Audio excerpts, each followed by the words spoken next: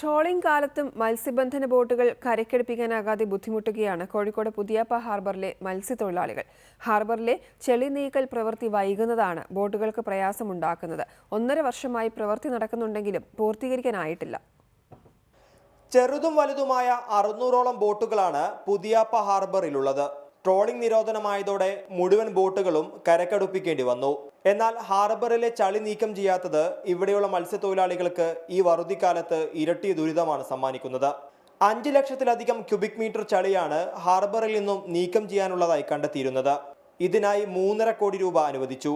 ഹാർബറിലെ engineering വിഭാഗത്തിനായിരുന്നു പ്രവൃത്തിയുടെ ചുമതല.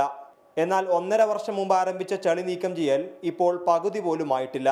ഇതുമൂലം മുഴുവൻ ബോട്ടുകളും അടുപ്പിക്കാനാകാത്ത അവസ്ഥയാണ്. തെക്ക് ഭാഗത്ത് കൂടി വരുന്ന മണ്ണ് ബോട്ടുകാർക്ക് അകത്തേക്ക് കയറാനുള്ള ബുദ്ധിമുട്ടുണ്ടാകുന്നുണ്ട്. ഞങ്ങൾ ഉദ്ദേശിക്കുന്നത് തെക്ക് ഭാഗത്ത് ഒരു പുളിമൂട്ട് ഇടാൻ വേണ്ടിയാണ്. പുളിമൂട്ടിട്ട് കഴിഞ്ഞാൽ മണ്ണ് ഇങ്ങോട്ട് തട്ടി വരുന്നുണ്ടാവില്ല.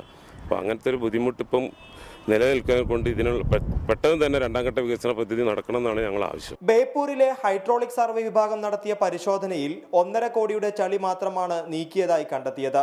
കടൽ കനത്തതിനാൽ ഇനിയുള്ള 3 മാസം പ്രവൃത്തി നടക്കാനാകാത്ത അവസ്ഥയുമാണ്.